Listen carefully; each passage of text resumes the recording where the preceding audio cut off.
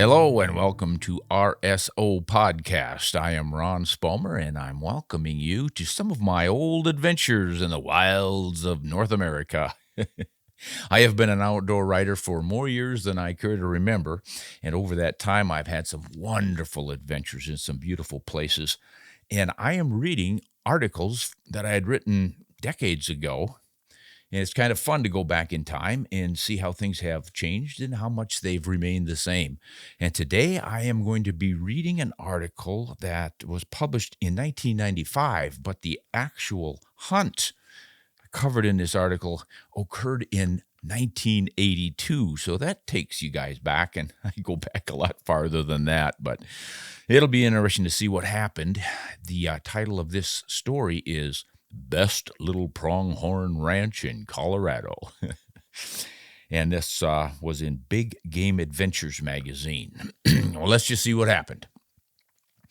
Into every life, a little rain must fall. But not this time. This hunt was dream fulfillment, perfection. From the coyote serenades at dusk to the territorial calls of big pronghorn bucks at dawn, everything transpired as it was supposed to. Except for one tiny imperfection that haunts me to this day, 12 years later. Among the pantheon of antelope states, Colorado does not sit high. It does not have the numbers Wyoming does, nor the trophies of Arizona, but it lay next door to Kansas, where I was living at the time. If I could draw one of the limited tags, I could squeeze a weekend hunt in a busy schedule at minimum cost. A coworker knew a Colorado rancher who, rumor had it, hadn't allowed any pronghorn hunting on his spread for 6 years. 6 years? Why, the place would be crawling with trophy bucks. I drooled. I dreamed. I called the rancher, and I sweet-talked my way into a hunt. He'd even let me bring a partner, Mike Cox. And we would be the only hunters on 30,000 acres. Well, there's no competition, no vehicle hunters, the bane of pronghorn hunting. We might just pull off the perfect hunt. But first, we had to draw 2 of those limited tags, and the odds for that weren't good. But we paid our money, took our chances, and scored. 2 hurdles jumped without a hitch. Ideally, I like to scout a hunting territory well before the season to familiarize myself with the land and its inhabitants, but our work schedules did not permit that. We were, however, able to drive out after work Thursday night, camp in a high plains pasture, and scout the ranch Friday, September 24th, the day before the opener. The ranch owner oriented us via a large wall map showing his property boundaries. He then pointed out places where he and his ranch hands had been seeing some big bucks. And then I asked him to confirm the rumors. Do you host very many hunters every year? Oh, no, there hasn't been an antelope hunter here in, 5 to 7 years, I guess. And how many hunters will be out this weekend? Well, just you 2. You have the whole place to yourselves. He wished us luck and turned us loose. Mike and I were as giddy as a couple of teenage boys leaving for their first dates with the prom queens. When we'd driven past a couple of gates and out of earshot of the ranch, we whooped and hollered and danced around Mike's old pickup like crazy men. The uniqueness of our situation was not lost on us. We were facing a hunting opportunity enjoyed by few since the settling of the plains more than 100 years earlier. This was Lewis and Clark stuff. Into the unknown, virgin territory, bucks that hadn't seen a hunter their entire lives. Well, visions of 17-inch horns danced in our heads. You realize, of course, what we can do here, I asked Mike. We can look over every buck on the place, size them up, and then hunt them at our leisure. Nobody's going to screw things up. No one will rush us. No one will shoot the bucks out from under us. This could be perfect. Cape. Cape was the first buck we saw. He was standing at the upper end of a ragged draw studded with cholla cactus, sage, and a spattering of junipers on the north-facing slope. His horns laid out wide, giving him the look of an African Cape buffalo. The spreading horns made judging him slightly difficult, but we guessed him between 14 and 15 inches. Mike liked him a lot, but since I'd spotted him, I had dibs. "Well, let's see what's out there. Let's see what else is out there," Mike said. I grabbed a spotting scope, and we climbed a gravel slope to the top of a mesa 100 feet above the creek. Here lay quintessential pronghorn country. Dry, yellow, short grass plains bisected by sharp runoff draws and bounded by low mesas dotted with short, rounded, dark junipers. There was a much exposed rock and gravel as grass in most places. Yuccas with their long, needle-tipped leaves mixed with low sage sprinkled sparingly amid buffalo grass, blue grama grass, side oats grama, drought-tolerant species typical of the high plains transition zone between the wetter prairie to the east, where grasses are too high for pronghorns, and the mountain forest to the west, where trees preclude the sharp-eyed pronghorn for the same reason. "There's a band," Mike called out just as I picked up the white rumps of a bunch with the spotting scope. Yeah, I got them." "Hey, looks like a good buck." "Nah, doesn't look nearly as big as Cape." "Yes, it is. The one on the right? He's every bit as big as Cape, maybe bigger. There, see how much his tips curl back when he turns broadside? Well, that'll add a couple more inches to what he looks to." "No way, there's almost no curl on that buck. He won't go 13 inches. "What are you looking at?" I asked as I pulled back from the scope, and I looked at Mike. Well, he had his binoculars turned to the northeast. I'd been looking directly east, and we'd been comparing different bucks. Well, as the morning wore on, we drove the ranch trails, checking out fence line boundaries, spotting scaled quail dodging behind cacti and yucca, and locating group after group of pronghorns. Despite our earlier hopes, nothing in the 17-inch range revealed itself. Unlike deer, which must mature to 4 or 5 years and grow increasingly larger antlers each year until they begin to decline at 9 or 10 years, pronghorns mature by age 3. A 3-year-old could have horns just as large as an 8-year-old because the bulk of annual horn growth is made during winter. That's why Arizona, with its mild winters, produces so many monster pronghorns, and why 6 years of no harvest wasn't really going to mean we'd find 17-inch bucks in Colorado. Well, that night we basked before a juniper fire that was keeping the desert chill at bay, and we listened to coyotes howling over some private joke. "Well, which one do you want to hunt?" Mike asked as he hugged a cup of cocoa.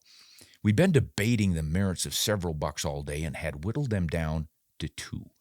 Cape and that windmill buck, the big guy with deeply hooked horns was running with a bunch of does near a windmill that fed a stock tank watering. "Cape's the most interesting, no doubt," I said, "but I think windmill will score better." "You really like Cape, don't you?" "Yeah, he's the one I'd pick," Mike said. And that's the way we did it. Mike would try for Cape at dawn, and since we had no competition to worry about, I'd accompany him, and then we'd go after the windmill buck. Cape was right where we'd left him at the head of that draw. Mike judged the wind, and he began slipping toward him at dawn. I followed with a camera. When Mike raised up what should have been less than 200 yards from the buck, he discovered his quarry had moved at least 400 yards away. 2 does had strolled by and led him on. We tried another route, advanced, retreated, advanced, and retreated again. The vagaries in the landscape and the prancing antics of our game prolonged that stalk. Finally, Mike made it to the final ridge. Cape was now up on the flats where stalking cover consisted of gravel and isolated bunches of ankle-high grama grass. Mike would have to take this shot or wait until his buck moved back to more rugged country. The fact that he was near the property boundary fence argued against waiting. He might move across, or an unscrupulous hunter might shoot him and drag him across. So Mike crouched and duck-walked from yucca to yucca. He dropped to his belly, and he crawled 50 yards. Finally, he lifted his Remington 30-06, sighted through his scope, allowed for a stiff morning wind, and made a 300-yard shot. Though only slightly over 14 inches, the buck had heavy bases, good prongs, and looked every bit as pretty as Mike thought it would. The tan and white striped pattern around his neck and a broad black nose patch stood in bright contrast to the dark spreading horns. Mike was tickled. It was his best pronghorn ever. I stayed with the carcass while Mike hiked back for the truck. Within moments, I was doubly relieved that Cape was on the ground because a pickup cruised the fence line less than 100 yards away, and standing in its bed and leaning over the cab were two men with rifles. They were obviously looking for pronghorns to shoot at. But I will not dishonor the tradition of hunting by mislabeling them as hunters. I had little doubt that, had Cape been standing, they'd have thrown lead at him. Such disgusting practices are the bane of pronghorn hunting across too much of the West. Practitioners of this mechanized slaughter ought to be drummed out of the ranks. After field dressing Cape, we hung him in the shade of a juniper. "Now let's go see about that windmill buck," Mike said. A wave of panic swept over me when we couldn't spot the herd from the mesa. This was the way pronghorn hunting usually went for me. Each time I'd scout a decent buck, other hunters would roar through the area in vehicles and spook it or kill it. "Stop worrying," Mike said as I fretted. "No one else is in here. We haven't heard any trucks or shots. We'll find him. Let's hike down there. Maybe we can spot him from the windmill tower." Well, Mike was right. We climbed that skinny metal tower and, with his binocular, instantly spotted game. There they are, off to the northeast. "Hill's in your way down there," he stage whispered. "Is he there?" "Well, it looks like it. It's hard to tell. There are at least 3 bucks. Are all pretty good. Yeah, I think the big one's there. Geez, all you've got to do is go up this erosion cut, belly over that ridge, and they'll be right in front of you." "Well, hadn't you better get down? They'll see you up there." "Nah, they're a good quarter mile out. I doubt they'll even think to look up here. I'm just going to sit and watch it." Well, okay. I trotted into the dusty erosion channel leading away from that ridge. All but my head was hidden in that cut, and sage along the rim covered most of that. But as I neared the end of the bottom, it got shallow, as I was crouched over with little more than my knees covered. I stopped for a breather, and I turned to check on Mike, and, well, he looked small and non-threatening up on that windmill. He was signaling that the goats were right over the ridge and close. I chambered around into my Ruger 270, and I clicked on the safety. And at the press of the trigger, 57.8 grains of powder would send that 130-grain Hornady spire point zipping wherever I pointed it at 3,000 feet per second. The rifle, with no other modifications than a free-floated barrel, regularly placed 3 shots inside of less than an inch at 100 yards. It had taken much game for me, and I was supremely confident in it. I slipped forward, crouched, but I wasn't going to crawl through the prickly bare cactus terrain until I had to. Well, within seconds, I had to. Antelope ears suddenly poked above the yellow ridge line. I dropped to my belly. 2, 3, 4 does bounded into view less than 100 yards away. I breathed heavily and lifted my binoculars. The magnified image would have floored me had I not already been tight to the ground. A pair of splendid, tall, heavy, shiny black horns bobbed against the blue sky. Then came the ear tips, 2 big dark eyes, the black nose, and finally the barred neck of that buck. Unaware of lurking predators fixated on the does, he kept coming. This would be an easy shot. I lifted and aimed the rifle, tracking the buck as it flickered in and out of view between clumps of yucca. And then confusion. As I waited for a clear shot, another buck appeared behind the first one, and before I could sort either one out, they both whirled and ran back over the ridge. Within seconds, several more does ran into view. Then 3 bucks streaked past. Here was classic harem action. The herd buck was chasing off the rivals while trying to keep his lady friends both in formation and satisfied. My challenge was to determine which of the fast-appearing and disappearing bucks was the largest. I did not want to shoot a lesser buck after getting this close. Well, the ridge was suddenly as empty and quiet as it had been active moments earlier. A thin curtain of dust was the only sign that the trophy pronghorn of my life had recently been less than 2 good arrow shots away. I lay panting and waiting, but nothing reappeared. Finally, I rolled over and put the binocular on Mike. Gone. He was signaling, gone. The herd had apparently run off to the north. I jumped up and cautiously walked over the rise, and the big valley before me was empty except for a dust ball in the far distance. I trained my 7-power glasses on this and found to my dismay a large herd running all out as if a pack of cheetahs were on their tails. My heart sank. So close, and I'd blown it. Just to be safe, I forced myself to make a careful search of the valley, and there stood Windmill. There was no mistaking him this time. His nose was tied to a doe's tail with an invisible line. Whither she went, he went. Her 2 fawns of the year trailed in a confused daze, but they were in the very bottom of that broad, naked valley. A snake couldn't have stalked them.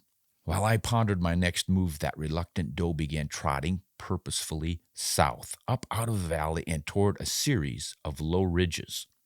The buck and fawns followed and followed and followed, and finally, now at least a mile away, they stopped, settled down, and started feeding.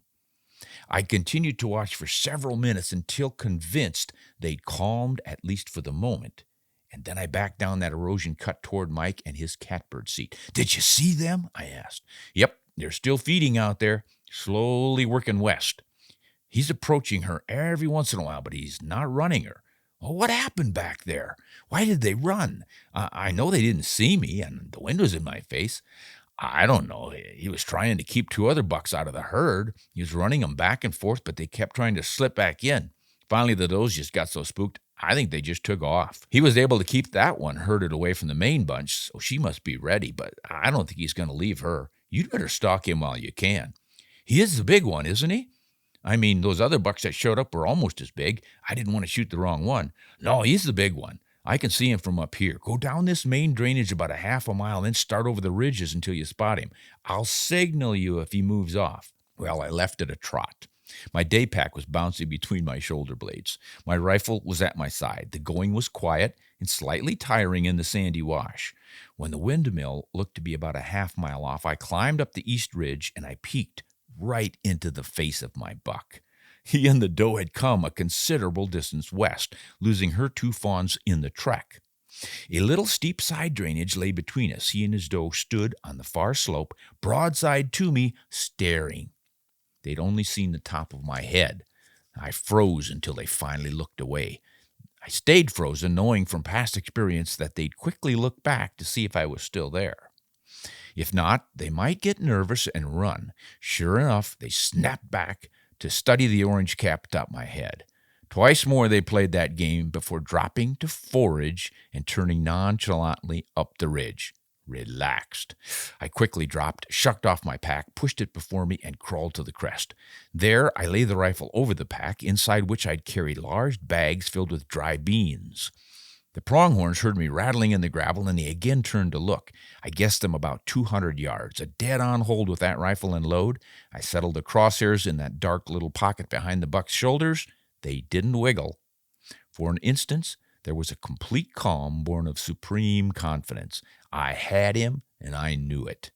After a full day of scouting, I felt certain this was the biggest buck on the ranch. So I had no second thoughts about shooting. I had chosen him specifically, already passed up risky shots, and made 2 careful stalks. No one was going to roar over the horizon in a 4-wheel drive truck and screw this up. At this pace, in this place, in this time and space, predator and prey had arrived at perfection in their ancient relationship. I don't believe fate brought us together, but somehow the timing had been perfect. I squeezed the trigger, and both pronghorns raced up the ridge. An observer might have thought I'd missed, but I knew better. I sat on my heels and I watched them go, the doe flowing like mammalian water over the rough ground, her legs a blur, her back line nearly straight and level, her neck stretched slightly forward. Behind her thundered the buck, as he'd done 1,000 times before during that annual rut, matching her stride for stride, his long black horns projecting his route. But then he did something out of character. He slowed and allowed her to surge ahead. He couldn't keep pace. Quickly he fell farther behind, dropped on his side, and was dead. The shot had been perfect, slipping between ribs behind the shoulders, deflating the lungs and exiting through a rib on the far side. I doubt he felt any different than if he'd been blindsided by a rival buck. His horns stretched over 15.5 inches, perfectly symmetrical, with fat bases and deep prongs that started well above the tips of his ears. The tips curled back slightly inward and down to end in polished ivory tips. He was not a B&C trophy. He was merely perfect. And that was the one glitch in our hunt. It was so perfect that it has haunted me ever since, a benchmark against which all subsequent hunts must be judged. None ever quite measures up. That one perfect predatory experience has spoiled me. I'll probably never get over it, and that's just perfect.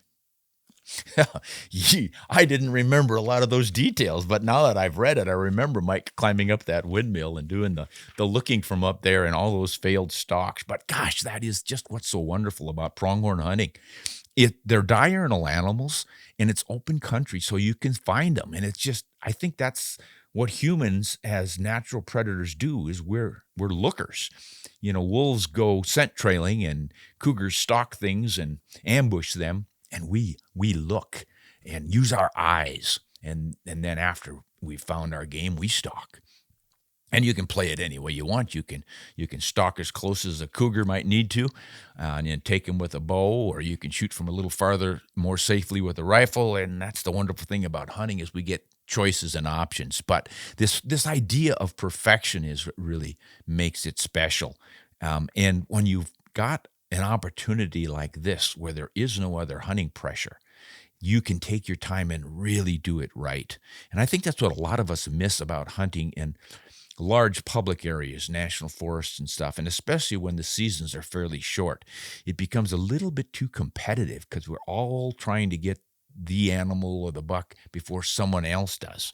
So that's the challenge. But gosh, if you can find a private ranch like this, or draw a tag on public land where you don't have many other hunters because they're managing that herd so carefully, that allows you to take your time, look things over, and really enjoy the fulfillment of a hunt like this. So yeah, I had my antelope. And by the way, antelope venison is spectacular. I mentioned in another podcast how good wild sheep meat was, and it is, but it's pretty hard to come by. Pronghorns are a lot more common, but we actually like pronghorn a little better than sheep. I used to always say sheep was absolutely the best, but when we started to make careful comparisons against pronghorn, my wife and I both decided we like pronghorn better. And of course, they have a reputation for being sagey and wild, and it's just no good. And I don't understand that, because if you take care of the meat properly, it is absolutely delectable. It's almost always incredibly tender and does not have a strong taste. But you've got to get the hide off, get that meat cooled down in a hurry. But we just would, we'll take a pronghorn every year. Oh, and the one that I got, I just happened to bring him down here for a visit. This was the guy that I had such a perfect hunt bagging. And of course, I don't mount everything that I shoot, but an animal this spectacular, I think, has to be appreciated. Folks will say, oh, who wants the horns? You can't eat them, and you guys are just trophy hunting. And I think that's not quite accurate, because the animal itself grew these horns for a reason. It appreciates that horn and is respected for it. The other bucks look at this and say, that's kind of a stiff competition right there. And I'm sure the does look at it and go, that is a handsome brute of a buck I might want to spend some time with. So if the animal grows that material and respects it, I don't see why we should discount it. I think we admire the animals both for their speed and their beauty and their elegance and their horns and their antlers. It's all part of nature, and I celebrate all of it. And that's why I have some taxidermy. I just would hate to think of throwing these beautiful things away. Someday they're going to return ashes to ashes and dust to dust like everything else. But in the meantime, I celebrate them here in the house. Every time I look at this guy, I think back to not just that hunt, but all of the wonderful pronghorn hunts I've had over the years. And I can smell the sage again and feel the crisp air at sunrise. And the whole thing just ties together beautifully. So that's my story on this best little pronghorn hunt on a ranch in Colorado. If you can ever line one of those up, I'd say go for it, because not only is the hunt top notch, and so's the dining. Hey, this is Ron Spomer. You can watch us, by the way, on our YouTube channel, Ron Spomer Outdoors, where we cover a lot of topics about cartridges and ballistics and bullets and all that. I mentioned in here I was shooting a 270 with a 130 grain bullet, but if you're interested in the 270, we have several videos up detailing what the 270 Winchester does and how it compares in performance, in bullet drop and energy and deflection and such against many other cartridges. It's a good round for pronghorn, but it's also excellent for deer and quite adequate for elk and a lot of other animals. So check out Ron Spomer Outdoors on YouTube, and you can see a lot of those videos. And we also have a blog on ronspomeroutdoors.com where you can read the details about that sort of thing. And we're going to keep putting out these podcasts for you. If you enjoyed this, like and subscribe. That always helps us out. And we're glad to have you. Hunt honest and shoot straight.